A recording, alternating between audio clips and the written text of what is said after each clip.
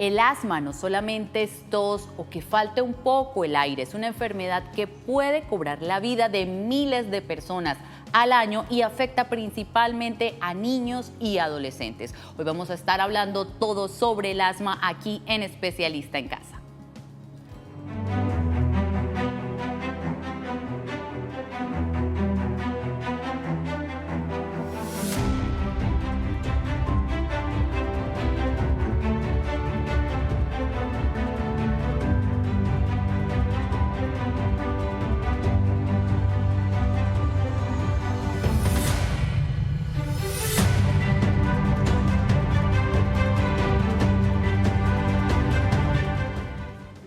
Bienvenidos a Especialista en Casa. Soy Daniela Ovallos, nutricionista, y hoy vamos a hablar de un tema muy importante y es el asma. Pero antes de entrar en materia, los invito a que veamos la siguiente nota.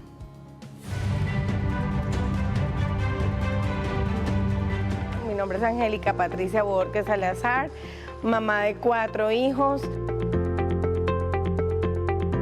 Totalmente agradecida con el Instituto Neumológico del Oriente, con la doctora Luz Livia Calavecino, que es la persona encargada de atender a mis 4 hijos.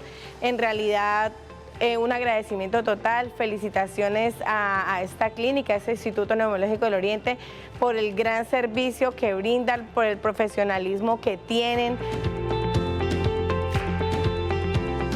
por el amor y la pasión con la que desarrollan toda la atención, tanto en pequeños como en adultos, porque he podido vivenciar todas las etapas. Mis hijos estaban totalmente críticos, mi hija mayor casi se me muere, estuvo en una UCI. Bueno, ya después de haber estado en su UCI, le empiezan a hacer tratamientos porque tiene apnea del sueño, dificultad para dormir, por toda esta dificultad respiratoria que tiene.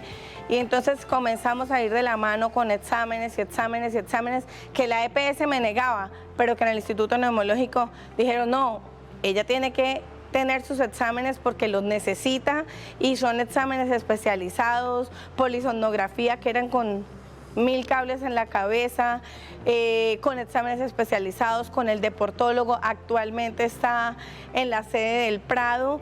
El deportólogo la envió que tenía que fortalecer sus pulmones, entonces va 3 veces a la semana.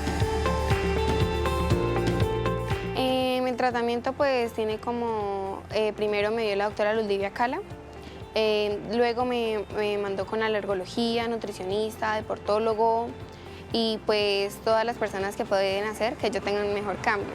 Pues la verdad, con cada de las personas que me atendieron me sentí súper bien, prestan un súper buen servicio, son de todo mi agrado, los recomiendo. Y siento que han hecho un buen trabajo para todos, no solamente para mí, para todos los que están en el programa.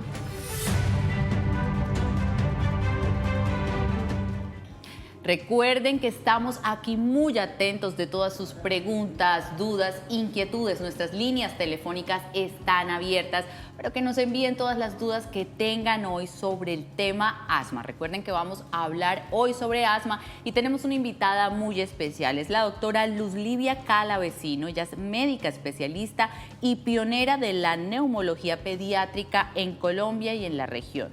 Adicionalmente, actualmente se desempeña como líder médica del programa de excelencia de asma pediátrico del Instituto Neumológico del Oriente. Doctora Luz, bienvenida. Muchas gracias, Daniela. Cordial saludo para ti y para todas las personas que nos escuchan. Muchas gracias por acompañarnos hoy, doctora. Y bueno, hoy tenemos un tema muy importante para nuestros pulmones, nuestras vías respiratorias, en una época también muy particular del año, doc, porque de cierta forma en este fin de año uno siente que las enfermedades respiratorias aumentan. ¿Esto es cierto? Hay varias razones. Sí tenemos un impacto del ambiente en lo que es el asma. Eso es indudable, es lo que se llama la epigenética. Y pues que al final del año tenemos más cantidad de vehículos y demás que llegan a la ciudad y que nos están visitando, por una parte. Por otra parte, los residuos de las fábricas y demás que están en todo su apogeo, pues también tienen este impacto que es muy importante. Y los humos, el humo del cigarrillo El humo de los materiales de biomasa, por ejemplo, el carbón, cocinar con leña, pues tienen un impacto muy importante. Y yo sí quisiera que esto de verdad lo tuvieran muy en cuenta las personas. Tenemos la experiencia de que a nuestra consulta van en general las mamás, no va el papá. Sí.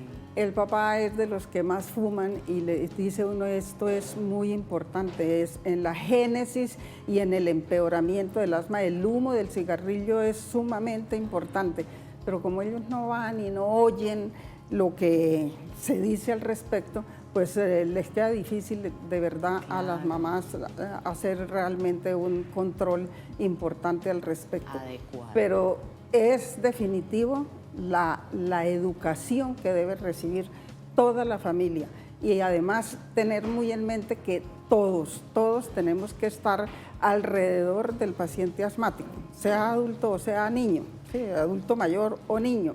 Entonces, tanto el cuidador, el paciente, si es un adulto, tiene que tener en mente muchas condiciones y saber, estar educado al respecto de la enfermedad, y nosotros los médicos.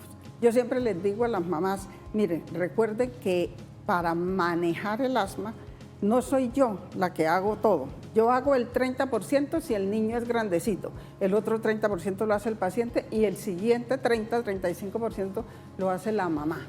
¿Sí? Por más que yo tenga el conocimiento al respecto de lo que está pasando, si yo no le logro introyectar eso a la familia, a la mamá y al niño, si lo recibe, no hacemos casi nada. No va a ser efectivo. Nada. Yo creo que nuestro principal objetivo hoy del programa, doctora Luz, es eso, educar a los televidentes sobre la responsabilidad que tienen con sus hijos, sus sobrinos o el familiar que de pronto presenta esta enfermedad del asma. Y vamos a ver la primera infografía, porque ya entramos a hablar de la enfermedad como tal, donde vemos el concepto de qué es el asma. Entonces nos dice, doctora, que es una enfermedad crónica que afecta los pulmones y dificulta la respiración, que los bronquios se inflaman, se estrechan y produce ciertos síntomas. ¿Qué podemos hablar de esto, doc? ¿De qué es como tal el asma? Es totalmente cierto, es una enfermedad inflamatoria crónica de las vías aéreas caracterizada por obstrucción de la vía aérea, y esa obstrucción se traduce precisamente en dificultad para respirar de diferente intensidad, tos muchas veces persistente o recurrente, sensación de opresión del tórax, con la característica muy importante que puede ceder parcial o totalmente con medicamentos antiasmáticos o sin ellos incluso, que eso tiene un problemita discreto, porque pues ustedes saben que todos tenemos el mecanismo de negación, y cuando ya el paciente pasó su episodio agudo, el papá dice, el niño está bien, ¿yo por qué le voy a dejar medicamentos que me están dando por tiempos largos si yo lo veo bien? Entonces, tener muy en cuenta, enfermedad inflamatoria crónica con reversibilidad. Entonces, ¿eso qué implica? Tratamientos por tiempos largos, no les puedo decir 3, 6 o 9 meses, depende de la evolución del paciente, con antiinflamatorios. Entonces, eso quiere decir también que tenemos que decirle a los papás que reconozcan cuáles son los medicamentos que se le están dando a su hijo. Unos son antiinflamatorios, que son los más importantes, y otros son los broncodilatadores, que son de momento y lo que las guías y demás llaman como de rescate. Pero hay que tener en cuenta, yo siempre les equiparo un medicamento de rescate, un broncodilatador, es como cuando uno tiene fiebre y le dan Dolex. Sirve de momento, pero no está tratando la enfermedad. Entonces tenemos que tener la conciencia y por favor, de verdad insistir en que debemos mantenerle tiempos largos los medicamentos a los niños si queremos que los niños se desarrollen bien y vivan una vida de niños como es lo que ellos quieren ser. Plena, claro. ¿Sí? Y yo le iba a hacer una pregunta a la doctora respecto al término crónico, porque los televidentes están diciendo, bueno, pero uno habla de cronicidad en adultos cuando hablamos de diabetes, cuando hablamos de hipertensión, pero en este caso estamos hablando de una enfermedad crónica en niños. Curiosamente, mire que pasa con la hipertensión, que todo el mundo como que acepta, ¿sí? Si la hipertensión es crónica y necesito darle manejo, medicamentos, tiempos largos.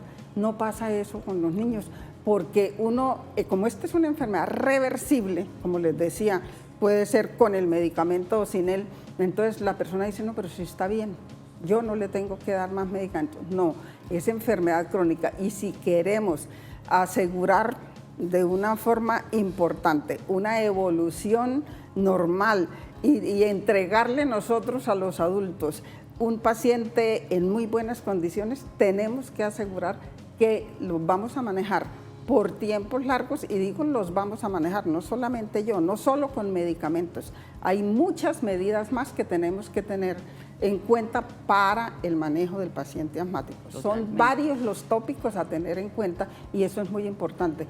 El medicamento es solo uno. Una parte. De los, una porción, un tópico con respecto al tratamiento como del tal. paciente Ahora más asmático. adelante vamos a hablar de eso, pero antes vamos a ver los tipos. Ya ahorita la doctora me va a decir si estos son desencadenantes o son tipos de asma como tal, pero acá traemos, por ejemplo, el asma alérgica, Doc. Dice que se desencadena por polvo, polen o mascotas. Sí, es cierto. O sea, ¿esto qué implica? Que también sabemos ya que verdaderamente el asma tiene un componente genético, pero es un componente genético no al que estamos como acostumbrados a introyectar, y es decir, el asma tiene la enfermedad genética tiene un comportamiento recesivo, autosómico recesivo o dominante. No, estos son múltiples genes que están involucrados, se sabe de más de 100 genes involucrados que están ahí dormiditos, y que la epigenética, o sea, el impacto que puede tener el ambiente en ellos es muy importante. Por decir algo, en el caso del asma alérgica, pues estas sustancias que están comentando, es evidente. En el caso del asma no alérgica y en los niños, fundamentalmente, las infecciones respiratorias. Y hay dos virus muy importantes que tienen un impacto también importante en el paciente, en el niño asmático, y son el virus sincicial respiratorio y los rinovirus. Los rinovirus en el paciente con predisposición alérgica. Ya sabemos, por ejemplo, que hay genes que tienen allá un receptor específico para ese virus, y si al niño le da una infección respiratoria, toca ese virus y presenta en sociedad al paciente asmático, entonces hace que hagan problemas sibilantes recurrentes y asma en más del 50% de los niños que son atacados por este virus después de la edad escolar siguen siendo asmáticos. Claro, y eso impacta Eso es obviamente muy importante. su calidad de Ahora, vida. otra cosa importante es que debemos tener en cuenta, el virus sincicial respiratorio es un virus muy importante en infecciones en los niños. En los niños menores de 5 años es trascendental, y en los menores de 2, pues la gran proporción de las infecciones están dadas por ellos. Las infecciones graves por ese virus también están muy relacionadas con sibilancias recurrentes. Por eso ya de verdad se ha hecho un gran esfuerzo para obtener la vacuna, y en este momento se está probando la vacuna en Colombia contra el virus sincicial respiratorio, que yo digo que es de verdad una medida preventiva que va a ser muy importante en el control del asma de los niños.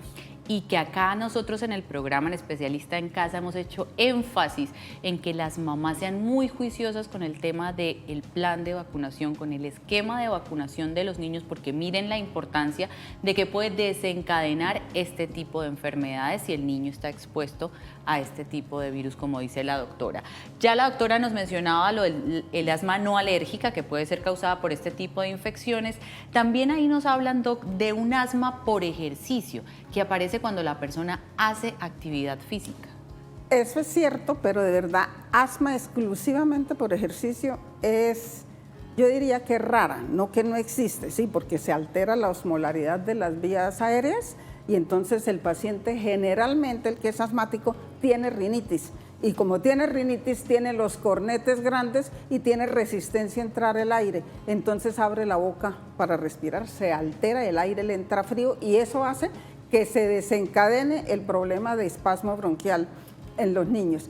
Pero más que asma por ejercicio exclusivamente, lo que nosotros tenemos que aprender es que todo el que está inflamado crónicamente, cuando hace ejercicio, es una de las cosas que más impacta en que los síntomas respiratorios, la tos y la sensación de asfixia le aparezca al paciente, empeore. Bueno, eso está muy importante. Vamos a ir a una pausa comercial y de regreso vamos a preguntarle a la doctora, entonces, ¿es cierto que los pacientes que tienen asma pueden o no pueden hacer actividad física y qué tipo de actividad física pueden hacer? Vamos a una pausa y ya regresamos.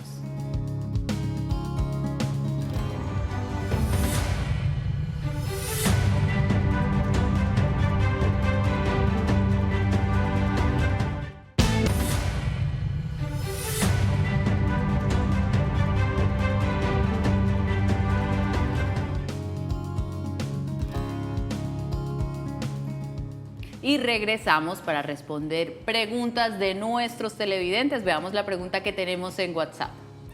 Nos dicen, buenas tardes doctora, ¿el asma después de 10 años puede volver a percudir? Gracias, soy Carol Liscano. Sí, hay sobre todo un tipo de asma que puede pasar, pues tener ese comportamiento. Nosotros hablamos de fenotipos de asma. Fenotipos no es más que grupitos de comportamiento diferentes del asma, y la que más tiene tendencia a ser recurrente, incluso tener periodos largos en que desaparece, es el asma alérgica, el que tiene asma alérgica, e incluso más tendencia a persistir hasta la edad adulta. Nosotros conocemos y nos interesamos en buscar en la historia clínica esos antecedentes familiares y personales de alergia, porque sabemos que esos pacientes los tenemos que intervenir incluso más temprano y no negociamos, ahí sí, con los papás de decir, no, es que yo no le voy a dar manejo a este niño porque el niño está bien. No, sabemos que está inflamado y va a tener tendencia a repercutir posteriormente, y hay una cosa que se llama remodelación de la vía aérea, que si los dejamos sin tratamiento,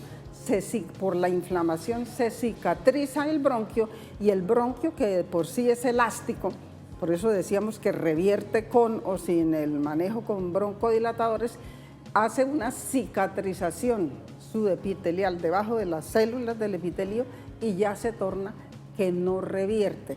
Y entonces le vamos a entregar a los adultos, son pacientes con lo que ellos conocen mucho más como enfermedad pulmonar obstructiva crónica del adulto. Entonces nosotros tratamos de verdad de evitar esa condición en los adultos, pero sí es cierto que puede encontrar ese comportamiento en un grupo de asmáticos. Afortunadamente no es el más grande de los que presentan sibilancias. Cuando estábamos hablando de esos tipos, Doc, de asma, hablábamos del asma de ejercicio y nos quedó una pregunta por contestar, y era el tema de la actividad física. ¿Pueden o no los niños hacer actividad física? Es lo que yo les decía, para mí el ejercicio es más un marcador que nos dice exactamente qué tan inflamado está el paciente. Cuanto más haga síntomas porque está haciendo ejercicio, el paciente está más inflamado y tenemos que desinflamarlo. Lo que les vuelvo a decir de pronto con un poco de insistencia, no negociamos eso, toca dejarle los antiinflamatorios. Primero que todo, ¿por qué? Porque el niño quiere ser niño y quiere vivir como viven todos los niños, y que no sea el niño, como les digo yo a las mamás, el niño del no corra, no salga al frío, no se ría, no haga tal cosa. No, si le dejamos los antiinflamatorios que hay que dejarle a los pacientes, y que si los manejamos como sabemos manejarlos, a las dosis óptimas, estrictamente las que necesitan, esos niños o pacientes en general, porque sé que en los adultos pasa lo mismo, van a poder tener la vida normal como cualquier otro paciente. pero sí en los niños nos da mucho pesar que los limitemos de tener su vida de niños. Claro, de esta jugar, de manera, correr. claro, es lo Por que ejemplo, quieren. en el colegio, yo me acuerdo que veía niños que no hacían actividad física en educación física porque tenían asma. No. No, hay deportistas, todos lo sabemos, pero muy calificados que son asmáticos. Pero que, vea, ¿qué es lo importante en eso?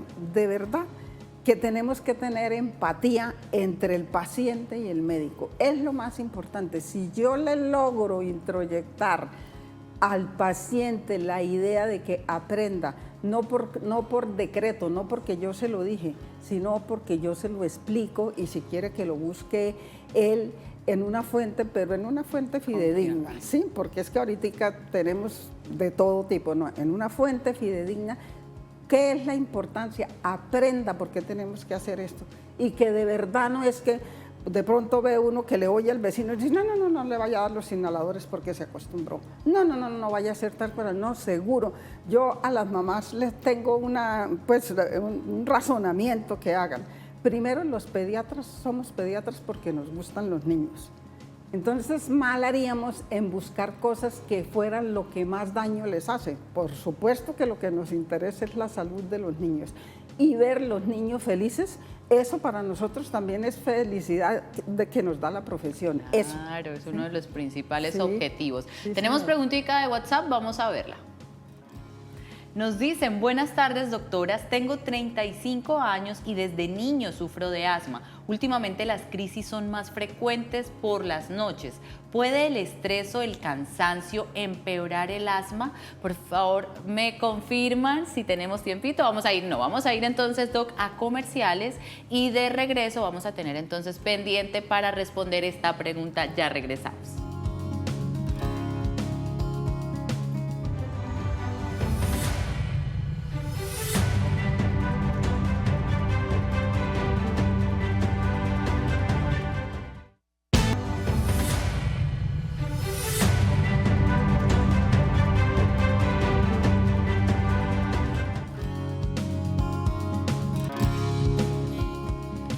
Y regresamos para responder la pregunta pendiente que teníamos de nuestro televidente. Vamos a verla nuevamente para recordarla. Nos decía que tiene 35 años y desde niño sufre de asma, que últimamente las crisis son más frecuentes por las noches. ¿Puede el estrés o el cansancio empeorar el asma, doctora? Indudablemente. El estrés y el cansancio, sobre todo el estrés, es un gatillo disparador, es una comorbilidad muy importante del asma y por eso cada vez más tendemos a que el manejo del paciente asmático es multidisciplinario, ¿sí? Y debe tener el soporte psicológico o psiquiátrico que se necesita en esos pacientes. Es importantísimo, no tenemos por qué tenerle miedo de verdad a ir al psiquiatra o a ir al psicólogo, porque eso es como exactamente igual de importante que ir al urólogo, al médico general, al que sea, exactamente, pero es indudable que tiene. Claro, y miren que cómo está relacionada la mente con el cuerpo que puede desencadenar episodios de asma. La doctora también mencionaba para este paciente específicamente que quizás el tratamiento desde niño no se hizo. Pues seguramente como los niños tienen asmas menos graves, pues que como las ven los adultos, la proporción, pues sí mejoraba. Muchos pacientes se quedaron sin tratamiento y sin tener en cuenta este concepto que digo yo que es fundamental entender. El asma es una enfermedad inflamatoria crónica. Entonces debemos hacer manejos por tiempos largos. Eso es, yo creo que algo que nos tiene que dar calar, el día de hoy, claro, una enfermedad inflamatoria y crónica que quiere decir que es de bastante tiempo, el transcurso es bastante tiempo, no se va a solucionar de la noche a la mañana. Tenemos otra pregunta de WhatsApp, vamos a verla. ¿La tenemos ya? Listo, ahí está. Nos dicen, buenas tardes. Mi hijo de 7 años fue diagnosticado con asma hace un año. En el colegio se agita mucho en educación física. ¿Debe evitar el ejercicio o hay alguna forma segura de que practique deporte? Ya lo habíamos dicho, definitivamente si su hijo se está cansando mucho, en educación física, el niño está muy inflamado. Esa es la forma de traducir clínicamente la inflamación, porque como esto es reversible en parte, pues uno ve aparentemente normal, pero cuando lo expone a agresiones cada vez mayores, pues lo va a traducir clínicamente, y esta es una forma de traducir clínicamente su proceso inflamatorio. Lo que hay que hacer con ese paciente es darle antiinflamatorios, que lo lleve al médico, que le plantee o replantee su manejo, porque puede estar necesitando más tratamientos si es que lo viene recibiendo. O si usted lo ha visto bien en la casa y dice, no, yo no le doy manejo antiinflamatorio con inhaladores porque está bien, pues no, mire que sí está necesitando. Eso le está avisando que tiene un proceso inflamatorio grave y que en cualquier momento le puede caer en una crisis muy importante que incluso los puede llevar a cuidados intensivos, y eso es lo que queremos evitar en los niños. Evitar al máximo. Sí, deben hacer ejercicio. Es posible que inicialmente, cuando yo voy a empezar el tratamiento antiinflamatorio, yo le diga, mira, esperemos 3 semanas antes, porque me preguntan mucho, antes de llevar el niño a la piscina, antes de ir a hacer cualquier ejercicio, carreras. Bueno, esperemos un poco mientras empiece el proceso de desinflamación, pero definitivamente después de este tiempo debe hacer ejercicio, no solo, sino debe hacer ejercicio, porque tiene que darse otra parte del manejo del paciente asmático, que es la reeducación pulmonar. La reeducación de los músculos respiratorios, porque resulta que los niños asmáticos tienden a tener vicios de respiración. Uno de tantos es respirar solo con la cintura escapular, con los músculos de cerca del corazón hacia arriba. No utilizan el diafragma. Y si los dejamos así por mucho tiempo, pues esos pacientes vamos a terminar con que tienen excavado la parte inferior del tórax y tienen como prominente la parte superior, y eso es adquirido en los niños asmáticos.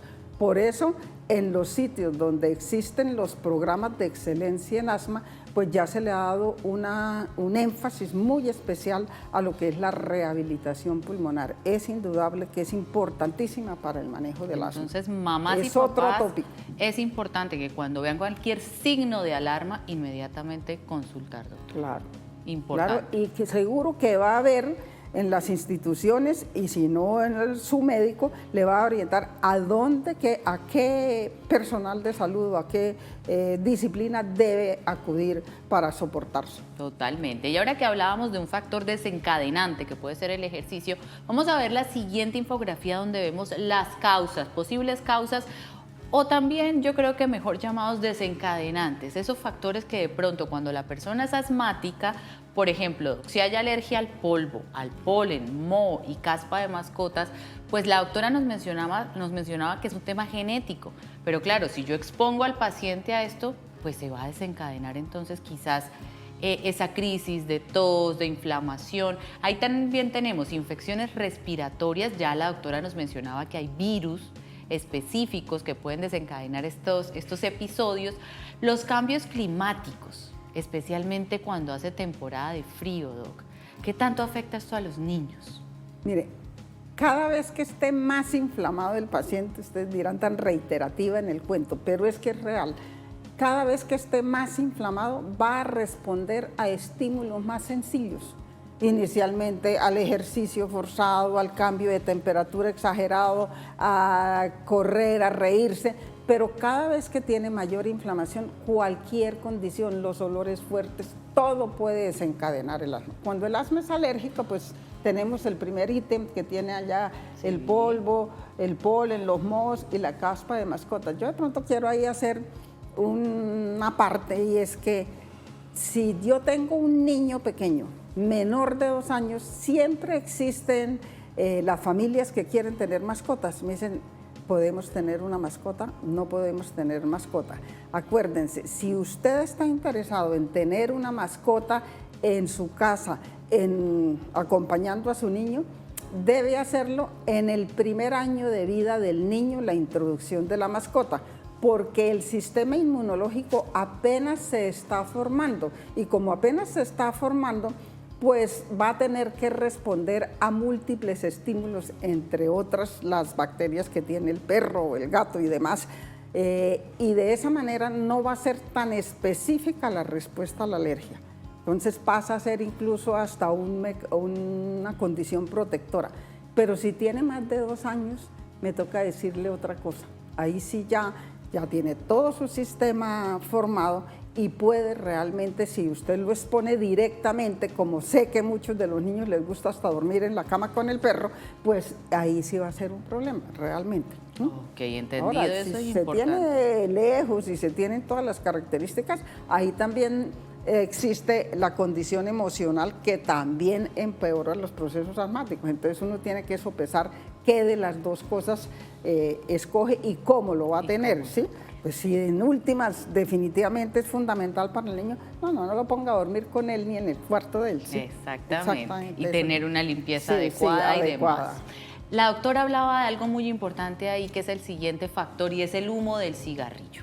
Entonces, en casa la educación debe ser muy importante para los papás. Sí, yo sí digo de verdad que los papás deben tener ese gran cuidado con los niños. El humo del cigarrillo, ¿qué pasa? Varios son los mecanismos por los cuales definitivamente no se debe tener. Por una parte, acuérdense ustedes que uno tiene mecanismos de defensa en el pulmón o en las vías respiratorias para sacar las impurezas. Y hay uno que se llama la motilidad ciliar, que son como unos pelitos que uno tiene en las células que se van moviendo en forma ondulante para sacar las partículas. El cigarrillo es capaz de paralizar todo este mecanismo de defensa en todo el tracto respiratorio. Entonces vamos a tener múltiples infecciones y por ende, si tenemos más infecciones, el otro factor que empeora el proceso asmático, que son las infecciones virales. Y como si fuera poco, también inflama, perpetúa la inflamación y empeora la inflamación del niño asmático, que de por sí tiene el proceso inflamatorio. Y voy a aprovechar, Doc, para hacerle una pregunta muy importante, ya que estamos hablando de niños, preadolescentes y adolescentes también, se ha puesto de moda el vapeo, el vapeo.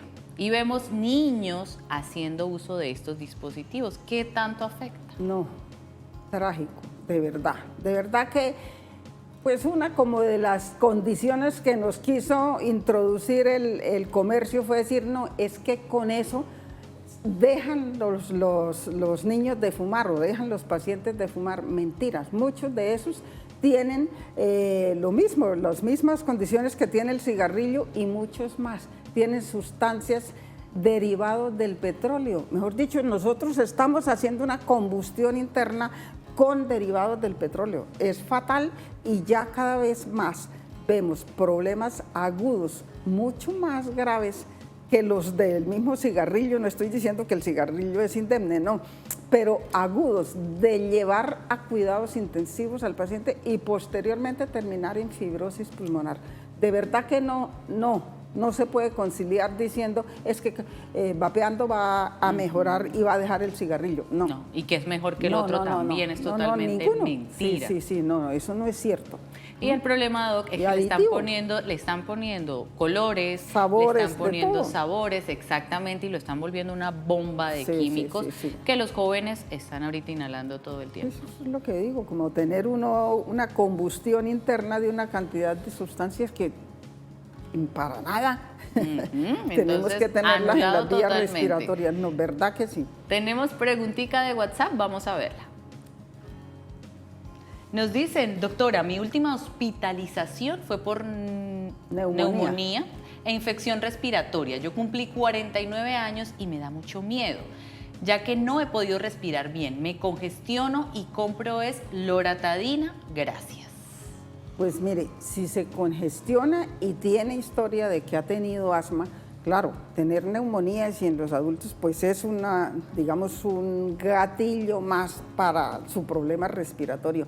Pero la loratadina sola no va a ser tratamiento para el proceso asmático. Definitivamente debe consultar a un especialista en neumología para que le adecúe el tratamiento ideal que debe tener, porque es que nosotros tenemos escalas de tratamiento de acuerdo a la gravedad del proceso. Como catalogamos la gravedad, con base en eso empezamos una escala de medicación y es indudable que lo está necesitando. Entonces la consulta ahí Sí, es urgente. sí, es urgente. Quiero que hablemos, Doc, de los inhaladores. Tengo entendido que hay diferentes. Hay uno que es como de mantenimiento y otro de rescate.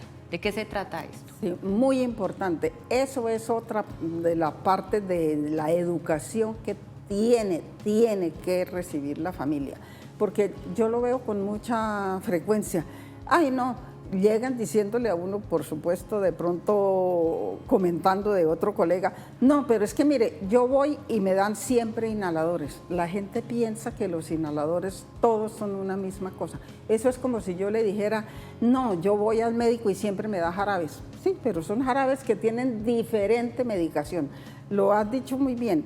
Hay dos grupos grandes, fundamentales. Uno que son los de rescate, que son los broncodilatadores, que definitivamente solo hacen eso. Son muy potentes para abrir los bronquios, pero no hacen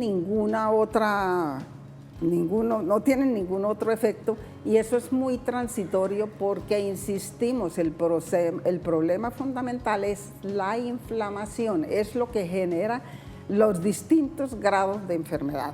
Y hay otro grupo grande que son los antiinflamatorios y otros que tienen combinación entre broncodilatador, ya sea de acción corta o de acción larga, y antiinflamatorios. Entonces, eso es lo que sabemos hacer los neumólogos cuando van a la consulta, decir, bueno, ¿cuál es lo que le va a convenir más a uno o a otro?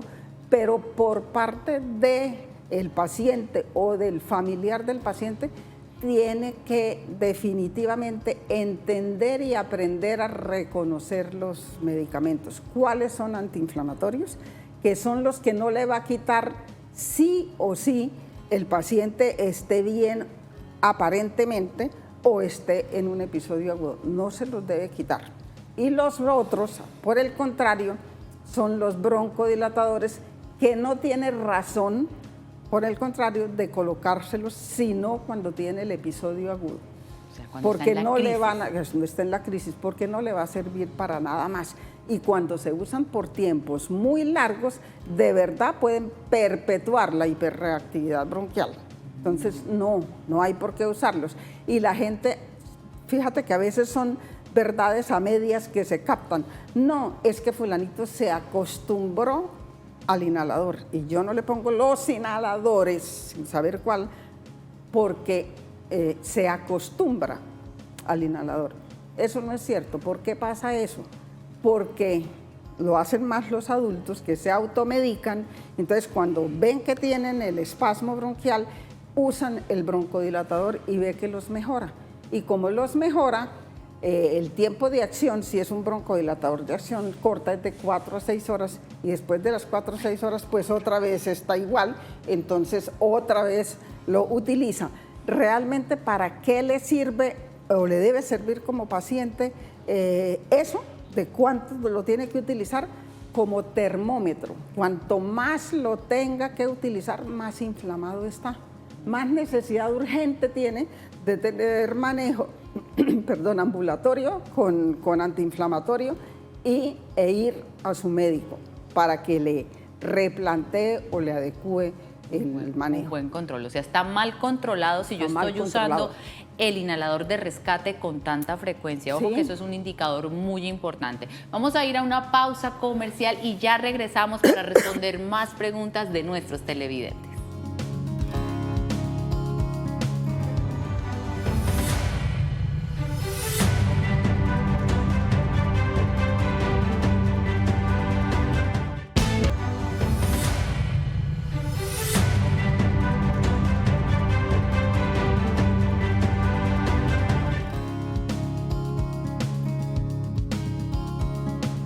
Y regresamos para seguir respondiendo más preguntas de nuestros televidentes. Veamos la siguiente pregunta. Nos dicen, soy madre y me preocupa que cuando cambie el clima mi hija empieza con silbidos en el pecho. ¿El frío o la humedad pueden desencadenar una crisis asmática? Perfectamente pueden desencadenar una crisis asmática. Y si eso le está pasando cada vez que hay frío, otra vez está muy inflamada y eso es lo que tenemos que manejarle. Esa niña está necesitando manejo permanente con algún antiinflamatorio de los bronquios. Sí. Entonces, importante la consulta. Y ahora la siguiente infografía es sobre las consecuencias de no tratar el asma correctamente. Veamos entonces por qué es tan importante asistir a esa cita médica y estar muy juiciosos con el tratamiento. Crisis respiratorias frecuentes y dificultad para realizar actividades diarias. Mayor riesgo de acudir a urgencias, afecta el sueño, la energía, el rendimiento escolar y laboral y puede generar daño pulmonar a largo plazo.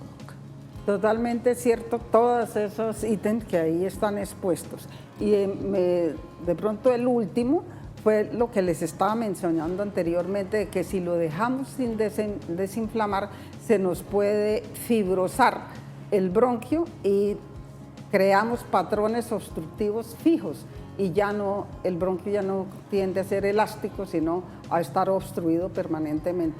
Y es cuando en los adultos se convierte una de las causas de enfermedad pulmonar obstructiva crónica. O sea, podemos decir en palabras sencillas, Doc, que básicamente se van dañando los tejidos del pulmón. Se va fibrosando, digamos así. Se van como endureciendo. El bronquio endureciendo, sí. Claro, entonces ya esa captación de oxígeno que se da ahí, ese intercambio con el dióxido de carbono. Le puede pasar sobre todo pues a la vía de conducción, a los bronquios. ¿Sí?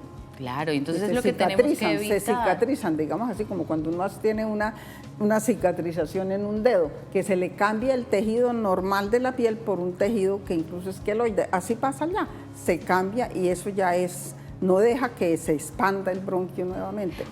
Ese es el fenotipo que se puede remodelar. Afortunadamente no le pasa a todos los pacientes. Eso iba a preguntar. Si una persona tiene asma, es juiciosa con su tratamiento y todo, ¿puede que la enfermedad no haga ningún daño?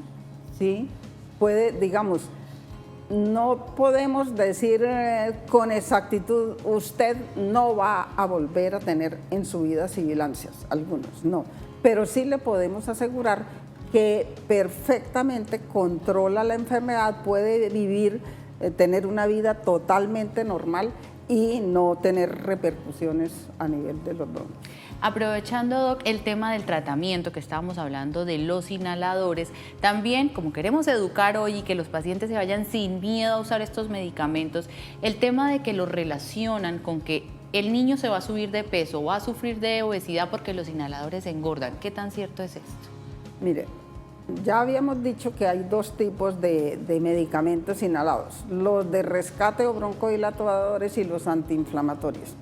Los antiinflamatorios precisamente sí, son moléculas esteroideas, pero son moléculas modificadas, a diferencia de lo que la gente cree, que le tiene miedo a los inhaladores. Los inhaladores se han modificado las moléculas de tal manera que no se absorban o que la absorción a nivel sistémico sea mínima. Entonces, si no se absorbe, no vamos a tener esos efectos secundarios que tienen los esteroides y que los tienen mucho más si se los tenemos que dar en ciclos tomados varias veces al año, que es lo que cada vez tratamos de evitar, que nos toque dar ciclos de esteroides tomados, porque sí pueden existir esos efectos secundarios que se están mencionando. Pero vea que más bien tenemos la idea al contrario, no usar los inhaladores porque los engordan, no, estamos evitando esa condición de efectos secundarios de los inhaladores. Y para eso también otra cosa muy importante es que los usemos. Si es un inhalador que se llama dosis medida, que es el que parece una L y que uno lo acciona y sale una cantidad determinada del medicamento, se llama inhalador dosis medida, debe usarse con una inhalocámara. Yo en los niños digo a todos los niños, los adultos pues me atrevo a decir que también prácticamente lo deben utilizar todos de esa manera. ¿Por qué? Porque es que si no lo usamos con esa inhalocámara que tiene una distancia entre el accionar del medicamento y la boca del paciente, pues si lo hacemos directamente en la boca, en vez de de que se vayan las partículas, se hagan respirables y se vayan a la vía respiratoria baja, se nos van a impactar en la garganta. Me pasa mucho que los pacientes dicen, no doctora, yo se lo pude hacer directamente porque el niño lo tolera. No, no es que no lo tolere, es que eso sale a una velocidad en un inhalador dosis medida de 30 metros por segundo. Y si yo se lo pongo entre la boca, se le quedó aquí en el paladar. Claro. Y lo deglutió. Y si esos son esteroides, pues ahí sí vamos a poder tener efectos secundarios más frecuentes que si los tenemos utilizándolo con una inhalocámara. Ahora, ¿qué es lo importante en una inhalocámara? Que el niño que tiene menos de 5 años no lo debe hacer con una mascarita porque no puede coordinar bien la inspiración con el accionar del inhalador. Si tiene más de 5 años, lo debe hacer con la boquilla directamente de la inhalocámara, si estamos utilizando el inhalador dosis medida, porque ahí sí se hace el disparo del inhalador y en ese momento hace una inspiración profunda, despacio, mantiene 10 segundos y exhala por la nariz. Doc, aprovechando esto, si los pacientes, por ejemplo, tienen preguntas, dudas, la quieren consultar, hablemos un poco sobre el Centro de Excelencia de Asma. Bueno, yo pues trabajo en el Instituto Neumológico y de verdad el Instituto Neumológico, primero que todo tengo que decir que es una institución dedicada a la salud fundamentalmente respiratoria, con mucha responsabilidad, con gran idoneidad y con las mejores, digamos, técnicas modernas para ejercer de forma óptima el manejo de los pacientes con problemas respiratorios. Entonces, precisamente el centro respiratorio, el Instituto Neumológico quiso certificarse en este programa de excelencia en asma internacional, que es EFQM, que es un programa de excelencia fundamentalmente, pues es europeo. Entonces, tenemos la unidad que se llama una unidad de excelencia en el manejo del asma específicamente.